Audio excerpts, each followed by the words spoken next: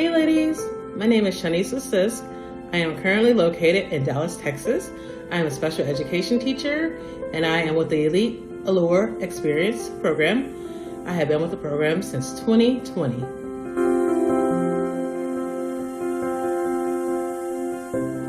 I initially joined Prepare to be Pursued because I was just going in a circle of dating the wrong men. And once Nikki had done the Makeover for Boaz online, I really was interested in the program because I felt like it was something that I needed. I've been dating since I was 19. And I just knew that I was in a cycle because every single man that I dated, it was the same throughout the dating process with the guy, and also it always ended up to be the same result. So for me, myself, I wanted a better result. I want a long-term relationship, and I didn't want these, the friends with benefits, the one-night stands, the jugular.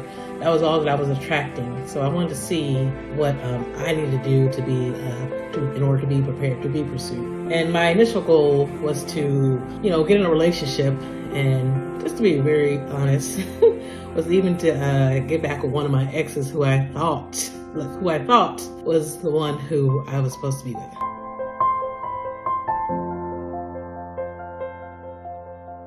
So where am I at now in the Prepared to be Pursued stage? I am currently in the dating stage, and also dating someone who is suitable for me and somebody who is quality, because even though they may be a good quality man, are they truly suitable for me? So that is the stage I am in, is the dating stage, and dating somebody who is suitable for me. The 5 milestones that I had to overcome were the emotional authority: keeping, choosing, and influencing.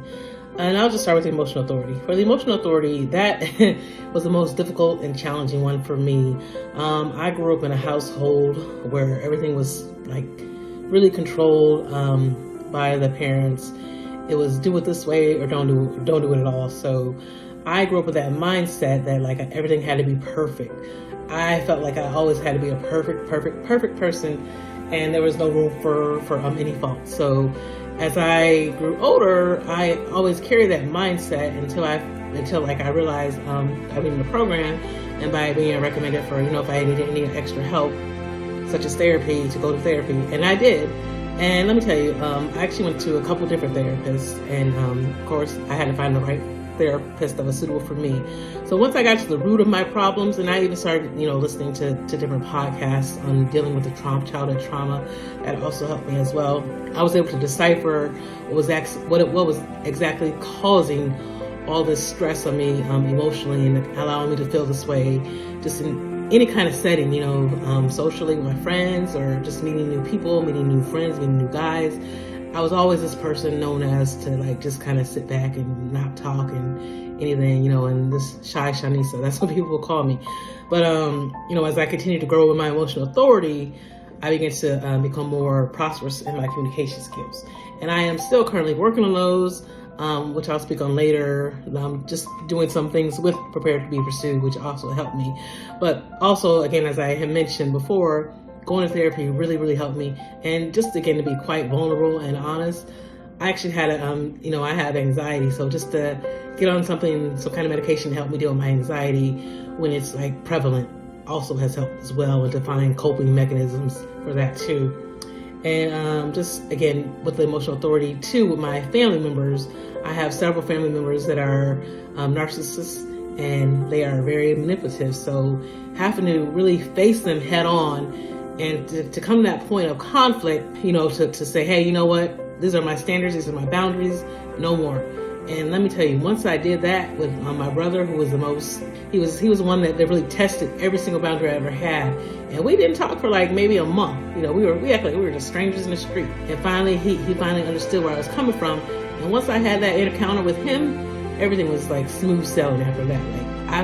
After I was able to approach him and to confront him, he was my biggest challenge of all, because, growing up, he was my number one supporter, but as I got older, we kind of grew apart and had conflict. But just dealing with him allowed me to deal with others, handle others, because I'm what, if I can still deal with my brother and he can still love me, I can deal with these people who I don't even know, so it is what it is with them. But my family members, we're going to have those conflicts, but I still love them. And my therapist said something to me that I just keep it in my mind. She said, she's like, what? She's like, when you know what to expect from people, don't expect anything differently. And now that I have that ingrained in my mind, I just go with that day by day. Whether it's, especially those people who I've talked about, like my family members or close friends. It's like, well, you know what? I know they're gonna do that anyway, so it ain't gonna surprise me. But keeping and choosing, I had so many questions during this because I was actually getting approached by men who I would not normally get approached by. As I had mentioned earlier, I was used to this dating cycle that was just a fail. But now here I got these prestigious men, pastors, policemen, teachers, social workers, security men. I'm like, what in the world is going on? So I actually had to figure out who to keep and who to say, okay, you know what? No. So during my coaching calls, I would go in depth with Nikki about those things this guy is doing this, A, B, and C.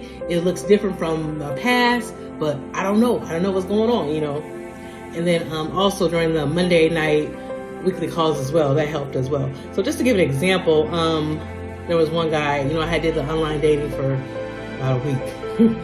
And online dating can be, it works for some people, it doesn't work for others. And I had to find out what works for me.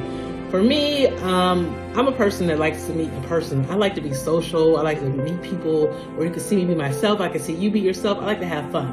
So I was like, you know what? And again, honesty is the best policy here I'm using. So I was like, man, I'm tired. I'm ready just to get out there and get somebody, get my 3 dates in and get connected with somebody. So I did go on a dating site. And unfortunately, it did not work out. At first, we had so much in common, we were laughing and talking, but then it just the dates, we were supposed to go on our first date and it did happen. It was excuse after excuse after excuse. And I had to make a choice. I had to say, you know what, Shauniesa, do you want to continue on this path? Let this man just dangle you along, or do you deserve better? And I knew I deserved better. So I blocked him. I didn't owe him any explanation. He kept canceling on me and I was like, okay, you know what? He's not interested. Let me keep it moving. And then even that, but just even on an intellectual level, I was bored. My mind was so bored, and I was like, oh my God. So just even because somebody may seem, of a good quality or a different standard from what you're used to, you still have to find that person who is suitable to you, so that will keep your interest throughout the beginning, get to know you stages. And then also the choosing. That goes along with the keeping in my eyes. So again, just choosing a suitable mate who is suitable for you. So currently I am I'm getting to know a man. He is a pastor. And, at first with him, it was just we were just filling each other out. And so now our past couple of dates have been over 5 hours. Today, we actually went on a date today to play pickleball. And the pickleball court was closed, so we just ended up playing, what's it called? Cornhole. And I won. Hey! So just that. Well, and then we sat down, we talked for 5 hours. And I said, well, I got to go take care of the dog now. He's like, are you sure? You sure don't want to continue talking? So we talked for another hour. And how it got to that level is kind of funny. Because, I'm in a singles group at church. We meet outside of our singles group. It's a mixed group of men and women, and he's in it, as well. So we were all sitting there talking, and the guys were, and I had proposed a question what do you guys look for in a woman? How are you attracted to a woman? And one of the guys said, it's about what she's thinking about. He wants a woman who's going to think for herself, who's vulnerable, who we can really just truly engage in. And I took that and I ran with it. Because this guy, I was really interested in this guy, but it was we were not getting anywhere in the beginning stages. But once he told me that, once the guy had mentioned that, I actually took that and just like I said, I ran with it. And I found out what really interests him, and also it interests me, which happens to be politics, religion, and just history. Yeah, I love that kind of stuff. So just figuring that out, and we just it's been going ever since the past, I would say maybe 3 weeks. It's just been whoa, no, it's been a game changer. Because at first I was like, okay, am I wasting your time? Are you wasting my time? But now it's just oh my goodness. And I have to really just stop it, whoa. I have to, reach out to Nikki and go back through my modules and see what's going on here. So it's that choosing that suitable person. Because at the same time, I also met a police officer. And we like hit it off in the back. And one in the module it says get approach on demand. And lately that's what's been happening to me. And again, it's like, whoa, what's going on? But that's because of all the work that I have been doing. So I was actually sitting at the bar waiting for a friend for a back to school thing, and this guy came up and he sat next to me and we started talking, and I was like, "Are you a teacher?" He was like, "No." I said, "Oh, you the law." And we just went from there. And it's because I used my allure factors. He was so attracted to me, but unfortunately it did not work out. But I used my emotional authority and kept my emotions in check. So I wasn't like, oh, I met this cute guy, whatever. But I just kind of, went with him, and we didn't work out. It didn't work out as far as like trying to get together or whatever. So, contact him, and we'll contact back. So I said, okay, he's not interested anymore. So it is what it is. And then the last thing is influencing. So we do influence a man's choice so much, as I had mentioned previously about the taking it to the next level, dealing with a guy who I've been seeing, or friends, been good friends with. So like I said in the beginning, we were kind of just like hanging out, going here and there, and the conversation was just like surface level. But now that I know what he likes and he knows what I like, we just sit there, we go back and forth. We can have a 5-hour date. Like, who has a 5-hour date? I don't know. And even now, he's still texting me as I'm sitting here, asking me about, like, am I doing this? Am I watching this? Did I see that? Look at this, look at that. And it's just that interest has been sparked in him and in myself. So that first night after our 5-hour date, I could not sleep. My mind was just going and going and going, like, oh my gosh. My mind was just so intellectually stimulated. And it was just crazy. And I'm saying that because in the past, before I did all this work that I've done to get here, that never would have happened. Like, that absolutely never would have happened. I thought that I could never even attract a man of that quality. So, now the guy that I'm getting to know, he's a professor. He's like an academic advisor. I mean, he's just very, influential. And I'm like, oh, I can actually attract somebody like that because I'm being Shauniesa. I'm being myself.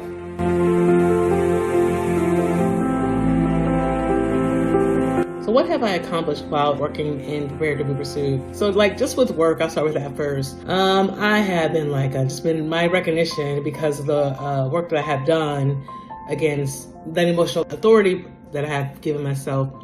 I have been the teacher of the year of the campus. I have started different leadership groups. I did a food drive for the entire school. So just stepping out, being who I am, who I want to be, without the fear of somebody judging me or having those defense mechanisms that show up in dating and in relationships, such as fear, rejection, whatever it may be. So that's what one of the things with work. And also another one that's really, really important is that I remember one time I was actually on a coaching call with Nikki, and I was going through a very rough time at one of my schools. It was so bad that I was literally having anxiety attacks on the job. And it was due to my TAs that I was working with. They were so not helpful. They were like, this is your class. We ain't gonna help you with your class. And I'm like, oh my God. So I had their schedule set for them. I would talk to the principal. Nothing was done. And then finally, I had switched schools, but Nikki had said, she was like, you know what? She was like, if you don't address that problem, it's going to keep happening and happening. So fast forward, at my school currently, I had a TA, and she thought she knew a little bit more than me, which is okay. So she would try to take over the class and try to tell me this, try to tell me that. So we would just butt heads all day long. So one day I just asked her, I said, I said, we are here to work together. We're not here to work against each other. We need to work for the kids. So I had to address that situation because I knew it would have been like the other situation, whereas the TAs didn't help, but where they tried to take over. So after that, she was like, whoa, Shauniesa ain't playing. No, I was not playing anymore because you know what? Now you're affecting my health. But most of all, you affecting my money. So I had to, let my TA know. But now we are working friends, and we have a relationship. And she understands where I'm coming from. She sees why I felt the way I felt. So as far as my family, and another one is the family. As I mentioned before, with my brother, that was just difficult too. just getting him to understand my viewpoint, letting him know that, hey, you can't walk in my house unannounced. And what I mean by that is that there was a point in time where he had a key to my home, and I was actually out, and he let himself in the house and started washing clothes in my house. But prior to that, my one of my brothers that lives with me had broke my dryer, and didn't tell me the dryer was broke, didn't try to fix it or nothing. So I was a little bit, perturbed that my older brother came in and was in my house. So I said, hey, you know what? I was like, I don't mind you coming in, but can you please let me know when you're gonna be in the house? So he had this whole big attitude, and he was going off about what he did for me, all this other stuff. And I was like, I don't have time to go back and forth. Okay, whatever. This is all on text message. So I hit the little like button, and I just left it alone. But he wanted to go on and on, so I had to just ignore him. And finally, I told him again, this is my house. All I asked you for is to respect, to let me know when you come to my house. Just let me know, so I know you're here. I know that if I, get some kind of movement on my phone through my alarm, I know why, because somebody has got in my house or whatever that I know. So I had to work on that relationship. And another relationship too was with my mother. My mother has had some difficulties in her growing up, so of course she brought that to raising the kids, to raising us as well. So again, with therapy, learning how to deal with that, and learning to expect what you can expect from people, what you know they're already going to do, I was able to navigate through that as well. So now, if I feel like, my mom is getting on my nerves, I don't want to talk to her, I'm not. And this is my prime example. Last night, I was talking to my mom, and we were actually getting we were talking about the politics, and she started to get upset because she didn't like my stance on it. So I said, you know what, Mom, let's go. All right, I'll talk to you later. I'm going to let you go now. And prior to that, I wasn't able to do that, because I would sit there and listen to her and just kind of, roll my eyes. Here we go again. But now, my peace is so important, because I get migraines, and that's the anxiety, and I can't continue to live like that, so I had to address my family members too. So there was some conflict, but we got through it. And now it's like, okay, yeah, my family calls Nisha. Yeah, Nisha might be tripping, but we know Nisha need her peace. And Nisha gonna call when she calls when she wants to, when she's ready to talk. Another one is my relationships, meaning my friendships. There were some friendships I had to let go of. Some of them were just too negative, as I begin to date, I have friends that were like, oh, I ain't gonna never date. I'm just happy with being single. Just bringing that negativity into my ears, those connection killers that they had, that they don't know anything about and they don't deal with. And that's the difference between a prepared to be pursued woman and a woman who's not prepared to be pursued. As a prepared to be pursued woman, we know what those connection killers are. So it's also important to not only recognize your connection killers, but maybe even recognizing those connection killers within your circle, because as you hang out with, if you continue to hang out with those people in that aspect, those connection skills are going to get embedded back in your brain. And that's why we're in this program now, to reprogram our brain so we don't repeat those cycles. So yes, I did have to kind of just back away from those relationships that I knew where people were like, no, I'm not dating, I want to be myself. And I just stopped talking about my dating experiences. I had one friend actually mention, I don't want to hear nothing about no man. Okay, I got you. I'm not gonna tell you about my adventures, my things I'm doing. So you just have to find that circle of people who's willing to support you. And as I say that, it comes to my mind that now what got me to the stage as well as the program is that I had to switch my social circle. And I'm hanging out with people like the mixed crowd of people, the mixed women in the singles group, our own subgroup. And these people, we're all like-minded. We all want to be married. We all are dating. We are trying to date or dating, and we all just trying to navigate life together. We're leaving behind that negative attitude, because it's so easy to be negative. I can sit here and tell you things that are going wrong, but I'm not, because that's just life. We have to push through all that negativity and go forward. My standard and boundaries also had to change as well. And I didn't have any standards and boundaries before coming to Prepared to be Pursued. It was just whatever happened. But then I realized that that's why I was in that cycle, because I never had those standards and boundaries. But as I began to set those standards and boundaries, those men and even other friendships they begin to see that, oh, like, oh, no, you know, she's respecting herself. She cares about herself. She loves herself.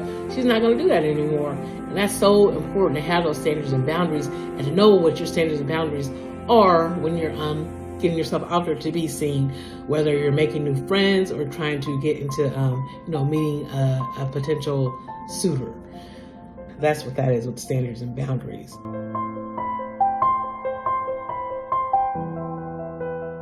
So what am I most proud of in my journey so far? I'm just proud of how far I have come from the very, very beginning. As I mentioned before, one of the first questions was, or the second question about, well, what did I want to get out of this? And I said to get back with my ex, who I thought was my suitor. No. So I'm proud that I have gotten past that, because I'm realizing, you know what, he wasn't right for me. But I'm also proud of where I am now, like that I can attract a quality man without having to do things that I used to do. Which I thought I was attracting a quality man, but I was just in that cycle of things, you know, whether it was just like doing this for this man, doing that for this man, being a doormat for a man, basically. Where I didn't even have a voice. But now that I actually have a voice, and hearing that a suitable man wants you to have a voice, he wants to hear your opinion, he wants to share his life with you. That's where I am now in my journey, and that's what I'm proud of, because again, I had never thought that I would see myself in this light, and it's mind blowing, because again, when you come from a traumatic childhood experience, and you don't go get the help you need, you think that what you've seen and what you grew up with is what you deserve, and it's not, because you deserve so much more. Because you just have to believe who God said you are, and believe what God said He's going to do what He's going to do. And it has been my vision for years and years to just meet somebody who's very, intellectual, and who understands me, who allows me to be myself. And now that I'm actually in that space, my mind is blown away, and I'm just getting back to that person who I love to be. I'm getting back to the things I love to do. I'm a fitness guru, so the exercising, the putting myself out there, traveling, making new friends, just showing my allure, singing, whatever that allure may be, being silly, my comedic acts. It's amazing when you hear a guy that you're interested in say, yeah, you got a good sense of humor, and I just like you, and to spend 5 hours with somebody, who wants to actually see you, it does something to you, and it's a long way from where I've come. Like I said, where it was just those friends with benefits, one night stands. So just to be in the space of somebody wanting to be with me, for me, and allowing me to be myself, it's just a beautiful thing.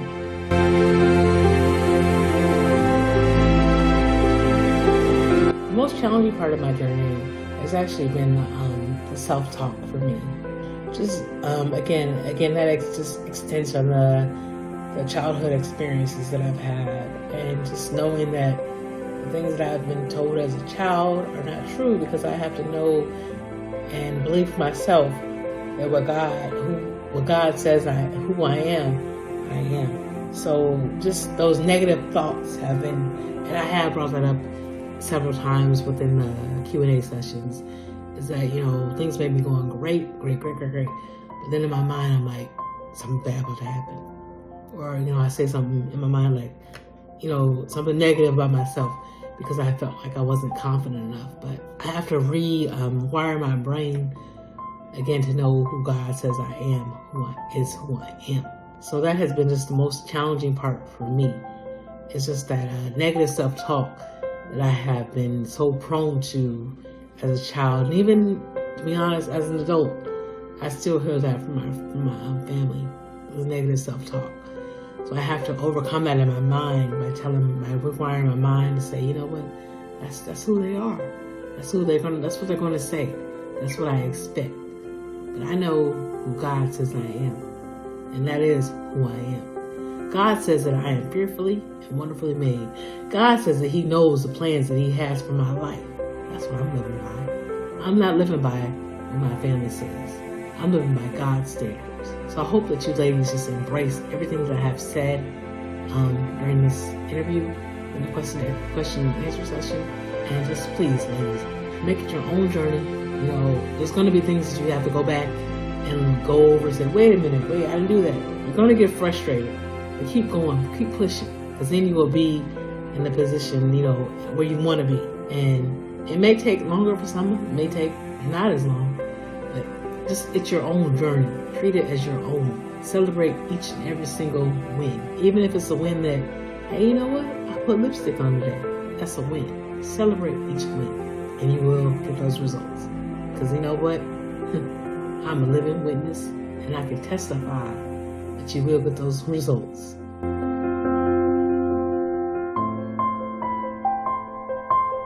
The first one is the modules. Just even going back to those modules, looking over those modules over and over again.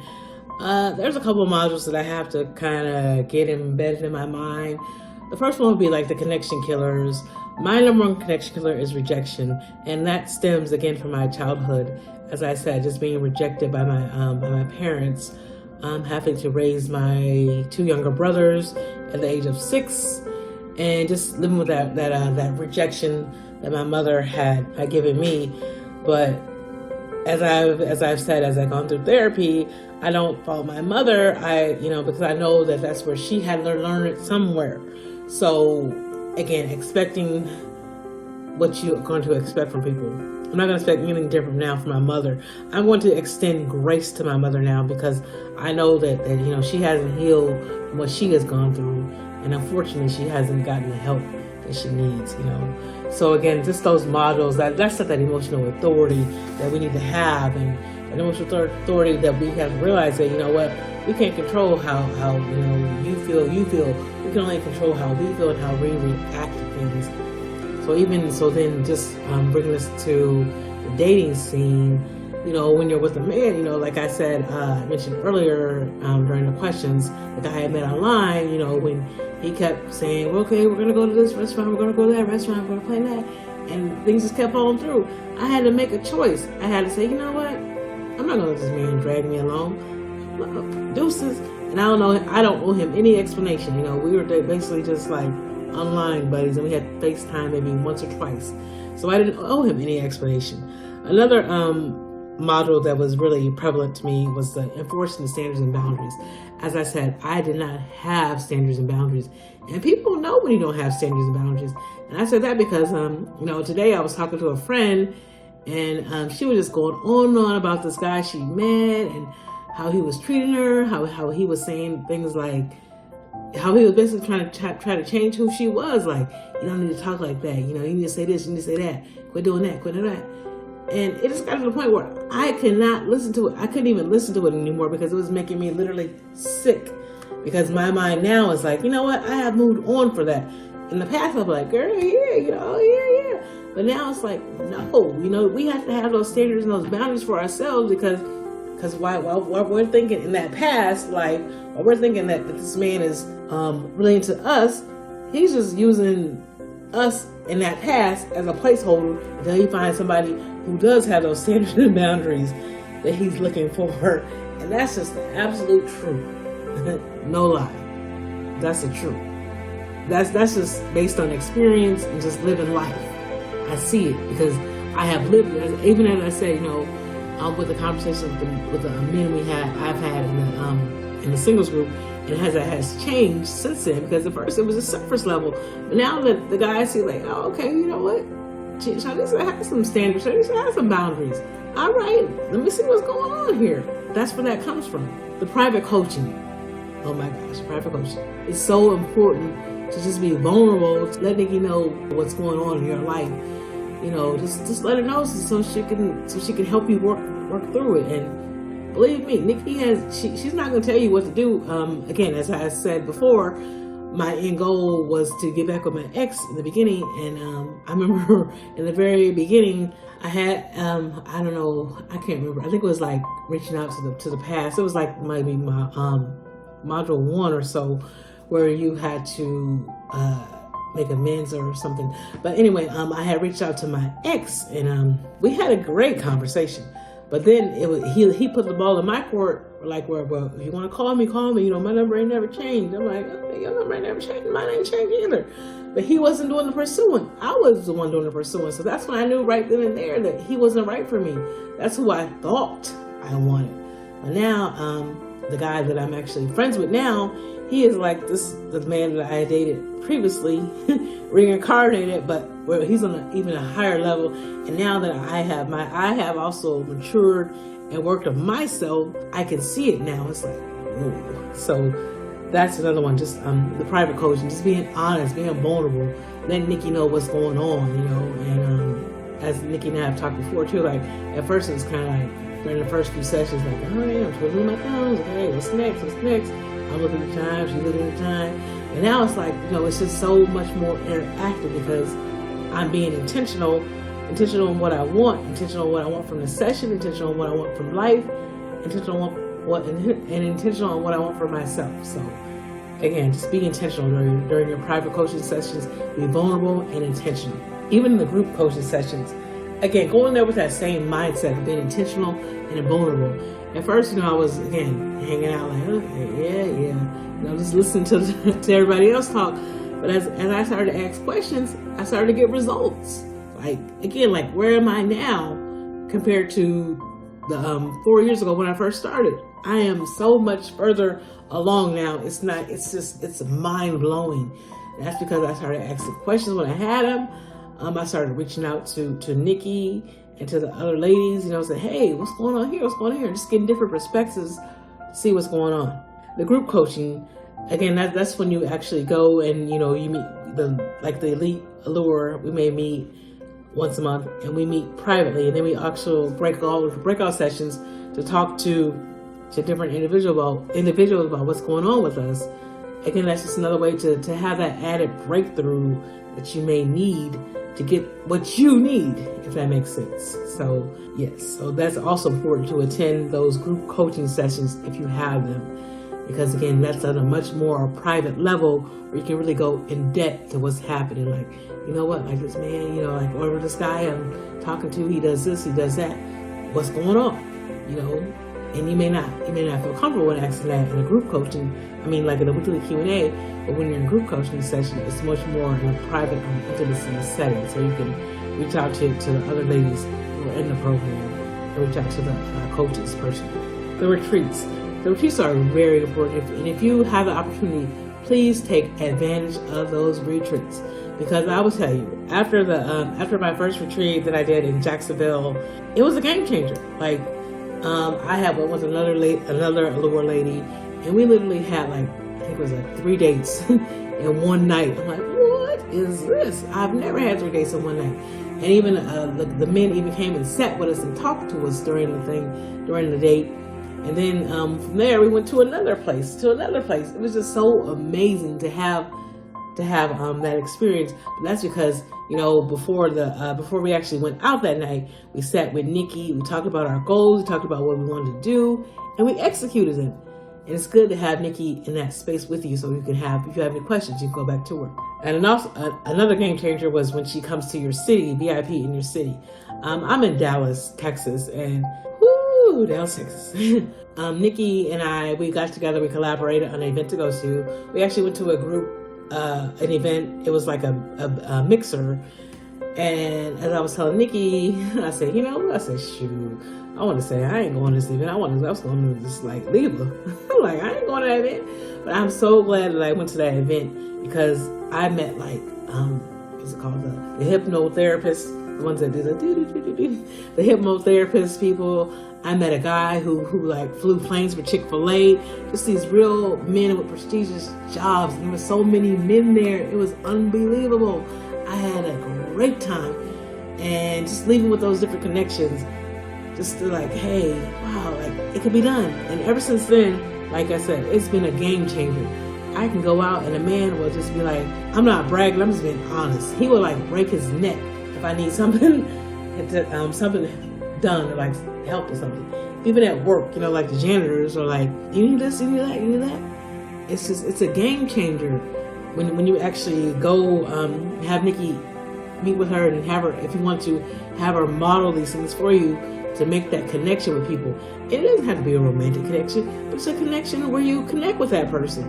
And ever since then, that's what I've been doing. And as I said, it's like, whoa, like, I do Amazon Flex in my spare time for a part-time job. I had one guy carry my whole cart to the car. Like one time, I'm like, whoa, he had his own cart to carry, but he actually helped me carry my cart to the car. So just those things that men will start doing for you because they can see that, they see your allure, they see your essence, I guess. And they know that, hey, this lady is different. Something's different about this woman.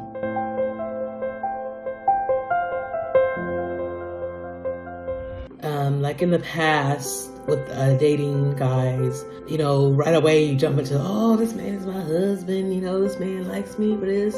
And then the man don't even show up or show any kind of interest in you.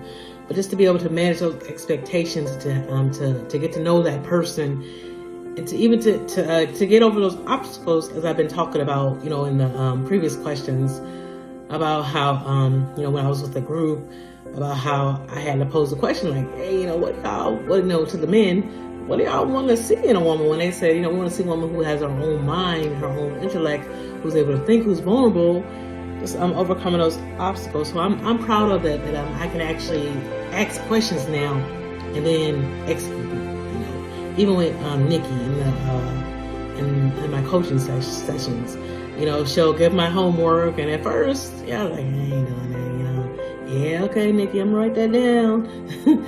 And then that's why I was not getting any results, because I wasn't doing it. I was just like, because I wasn't putting forth the effort. I wasn't being intentional. But, when I said, what, this is crazy. What are you doing, Shauniesa? I had to be intentional. And Nikki, every call, be intentional. I had to ingrain that in my mind. So once I started being intentional, I started getting the results. I started remembering the modules, remembering my connection killers, my defense mechanisms, the things that would make me say, oh, or kind of back down or withdraw. Once I remembered those and, and remember my end goal, I was able to get over that hurdle and to reach out to like Nikki when I needed to, send her a message, hey, Nikki, this is going on, what I do, or just during the coaching calls as well, or even during the Monday night calls. So just being present. So I think being intentional is very important in this journey. So I know I said I'm kind of talking in circles, but just most proud of just being intentional, because we have to be intentional in this journey. Everybody has their own journey. Everybody has their own race. Even the Bible speaks of, we each are running our own race. We run at our own pace. That's the same thing with the Prepare to Be Pursued journey. Somebody may be in the program for like 2 months and then may be married all of a sudden or engaged. That may not be your journey. Your journey may be like mine or similar to mine. I have been in the program since 2020. But I had to overcome what Shauniesa had to overcome before I was able to get to my end goal. And now that I'm so close to that goal, it's unreal. And it's because I had to change my mindset. I had to be intentional. I had to go through those coaching sessions. There were some coaching sessions where I literally wanted to just log off with Nikki and be like, she crazy. But I stuck through it because it was the truth, and I need to hear it. And you're not going to hear the truth from everybody. Everybody's not going to tell you the truth, because some people want you to be stuck like they stuck. When somebody really cares for you, and when somebody wants the best for you, they're going to tell you the truth. And and Nikki always will say, I know I got to talk hard to you, and you do, because the way I grew up, I had to have this tough skin. So once she started to talk hard to me, I said, okay, she ain't playing no more. Okay, Shauniesa, you got to get on it. And that's when I really would hone in and do what I needed to do. So as you all execute your own journey, figure out what works for you, but just most of all, remember just to be intentional in all your connections, whether it's at work, with your family, with your friends, meeting new people, stepping out, even if you go outside or whatever, just be intentional. Just do your work and be intentional, and you will get those results. Believe me, because again, I've been in the program since 2020 and it's 2024. And because I need to work on Shauniesa worked on herself from 2020 to 2023. And now in 2024, Shauniesa is seeing those results that she put in the work for 2023 and beyond.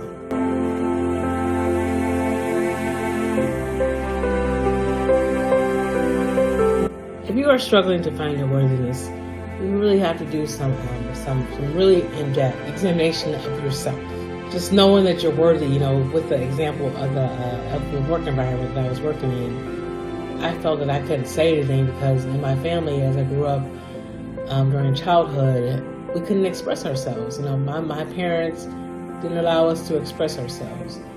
It was always, you stay in a child's place. Don't say this, don't say that, or what stays in the family, what happens in this house stays in the house. I'm sure, we all heard that. So just unworthiness, but you have to recognize that you have a voice. God gave you a voice, so you have to just really realize that that you are worthy of that voice. Once you realize that you're worthy, people will see that you're worthy, They will know that you're worthy because by the way you carry yourself, by the way you act, by the way you respond. So know your worthiness. Know that that hey, this guy may be saying A, B, C, and D, but he wants to hear E, F, G from you. Like today, again, it was a 5-hour date. The guy was showing me stuff on his phone from like years and years ago, showing me his family. A guy is not going to open up to anybody about his family unless he is interested in you. Seriously. Finding your voice. Please, ladies, find your voice. I'm an introvert by nature. I don't like to speak in crowds. Listen, I'm a teacher. I teach and I sit down. I don't like to be in front of crowds. But you ladies, it's important that you find your voice. Again, as I had said, just sitting down with those men and having those conversations. This is coming from a man's mouth. He told me that he wants a woman that has her own opinion, who's able to say something about an issue that's going on and has her own mind. So find your voice, ladies. Even if you have to just ask questions because you don't understand, find your voice. A man wants to see that you have some type of intellectual ability instead of yeah. Like, hey, he wants to see that you're listening. Like, hey, what do you think about so and so? Or can you tell me more about so and so? Because I heard this, I heard that, or whatever. But what? Can you recommend me something? So a man wants to wants to know that you have found your voice by being who you are, by speaking up and knowing that you aren't somebody else's voice. But he wants to hear your voice. He wants to hear your opinion. He wants you to share your experiences. And lastly, this is feeling confident. We have to go in there with confidence, ladies. Just meeting new people, meeting new men, whatever it is, just be confident. Another thing, one of the guys I was talking with said, he wants his woman to be confident. A man wants a confident woman. This is coming from a man. He wants a confident woman. So it's all about how you showing up. Again, from experience, I used to show up and just not be confident, just like standing on the wall, whatever. Now I'm like, hey, what's up? Hey. And believe me, a man is watching your interactions, whether you believe it or not. A man is always watching your interactions. I'm laughing because I'm just thinking of an incident that happened at church, and as we were all when they did the greeting, everybody's like greeting people, and one of the other ladies, one of my friends, is sitting there like with her arms folded, like, I ain't greeting these people. But a man who was looking at you was looking at that. He was looking to see like, is this person that I'm interested in suitable for people? Is she friendly? What is she about? A man is always checking you out. So just be yourself, ladies. Don't be standoffish. Just be yourself. Be friendly. You don't have to be like fake, but just be friendly. And how has prepared to receive help? Again, that's with the modules and just having that emotional authority. Just reading through those modules and knowing like what are your standards? What are your boundaries? What do you expect? What do you not expect? Because the way we carry ourselves determines the way a man is going to treat us. Even though we may think it's totally unfair, it's so true. The way we carry ourselves is going to determine how a man treats you. And I am a living witness that is 100% true.